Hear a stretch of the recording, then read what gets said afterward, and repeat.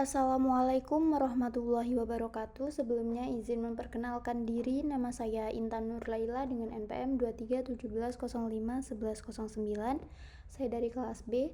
Di sini saya akan membahas mengenai studi kasus yang kedua, yaitu konversi desimal ke biner. Nah, jadi untuk implementasi dalam sebuah state, saya membuat contoh otomata untuk konversi desimal ke biner itu memerlukan representasi visual dari otomata tersebut. Nah, jadi sebuah otomata berhingga atau finite state automata atau disebut biasanya dengan FSA itu untuk konversi desimal ke biner ini akan melibatkan beberapa keadaan yang mewakili langkah-langkah dalam proses konversi.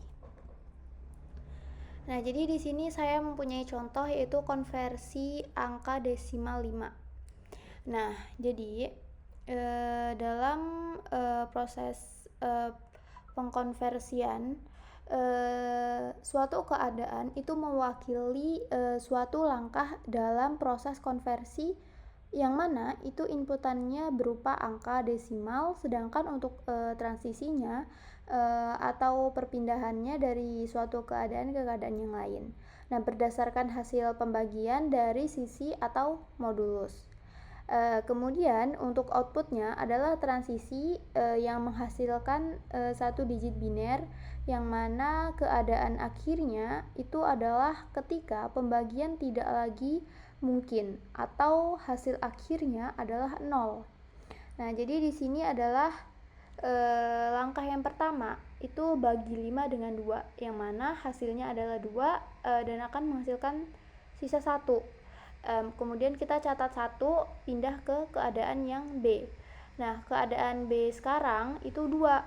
Nah, lanjut ke langkah yang kedua, bagi 2 dengan 2, maka hasilnya 1, sisa 0. Catat 0, pindah ke keadaan C.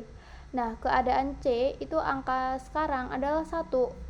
Kemudian kita lanjut ke angka 3, bagi 1 dengan 2, hasilnya 0, sisanya 1.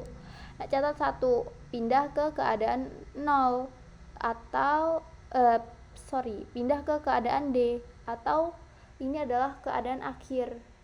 Yang mana tadi kan kita sudah dijelaskan bahwa hasil akhirnya yang mana keadaan akhirnya itu ketika pembagian tidak lagi mungkin atau hasil akhirnya adalah 0. Jadi stop di keadaan D aja. Karena hasil dari langkah 3 itu hasilnya 0, sisanya 1. Catat 1. Jadi outputnya itu biner dari 5 adalah 101. Dibaca itu dari bawah ke atas, 101.